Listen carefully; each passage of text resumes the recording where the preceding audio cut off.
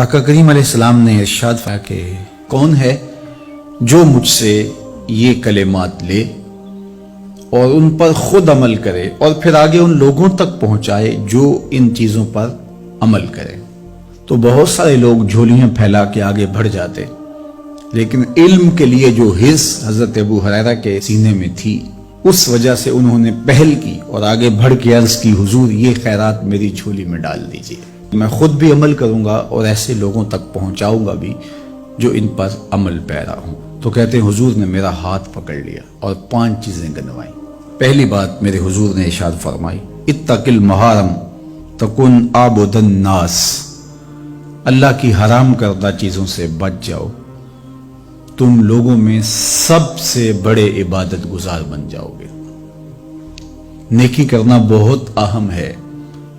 لیکن یہاں جو تعلیم دی گئی وہ گناہ سے بچنے کی ہے۔ ایک شخص رات کو 100 نفل پڑھ لیتا ہے، لیکن صبح اٹھ کے کسی کا حق غصب کرتا ہے، کسی کو گالی دیتا ہے، جھوٹ بولتا ہے، کم تولتا ہے، کم ناپتا ہے، اللہ کے احکام کو توڑتا ہے، اور دوسرا شخص ساری رات عشاء کی نماز کے بعد سویا رہا اور دن کو فجر کے بعد اس نے جھوٹ نہیں بولا، کسی کو تنگ نہیں کیا، اللہ کی مخلوق کو ضرر نہیں پہنچایا، تو شریعت ایسے شخص کو پسند کرتی ہے جو اللہ کی حرام کردہ چیزوں سے بچ جائے۔ نیکی کی توفیق مل جائے، نفلی عبادات میسر آ جائیں تو بڑی بات ہے، لیکن اس سے بڑی بات یہ ہے کہ اللہ کی حرام کردہ چیزوں سے بچا جائے۔ دوسری بات ارشاد کی، وَرْضَ بِمَا قَسَمَ اللَّهُ لَكَ تَكُنْ أَغْنَى النَّاسِ، اللہ کی تقسیم پہ راضی ہو جا، لوگوں میں سب سے بڑا غنی تو ہوگا۔ دولت کی کثرت سے بندہ غنی نہیں بنتا، کتنے دولت مند ہیں، نفس کی کمینگی ہی ختم نہیں ہوتی۔ تو غنی اس وقت بندہ بنے گا جب اللہ کی تقسیم پہ راضی ہو گیا، اللہ نے جس حالت پہ رکھا اس حالت پہ خوش ہے کہ میرے مالک نے مجھے جو دے دیا یہ میرے لیے اس نے مناسب جانا،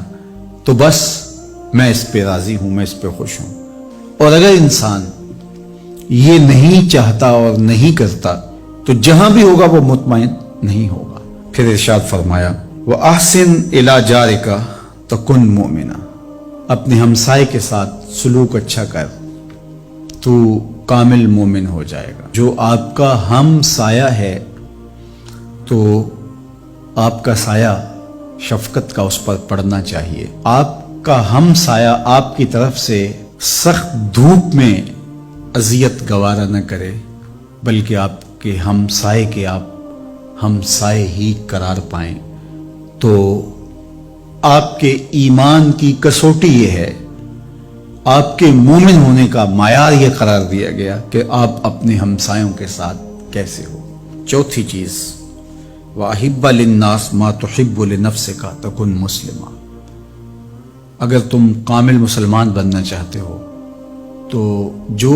اپنے لیے پسند کرتے ہو تمام مخلوق کے لیے وہ پسند کرو۔ اب کوئی شخص یہ مزاج اپنی طبع میں راسخ کر لے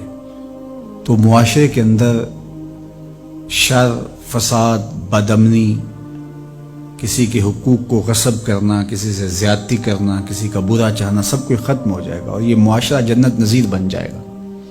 کہ جو ہم اپنے لیے پسند کرتے ہیں وہ ہم اپنے دوست کے لیے، بھائی کے لیے، ہمسائے کے لیے، عزیز کے لیے، رشتہ دار کے لیے پسند کریں۔ اور 5ویں بات، وَلَا تُكْثِرِ الضِّحْكَ فَإِنَّ كَثْرَةَ الضِّحْكِ تُمِيتُ الْقَلْبَ، ابو ہریرہ زیادہ ہنسا نہ کرو،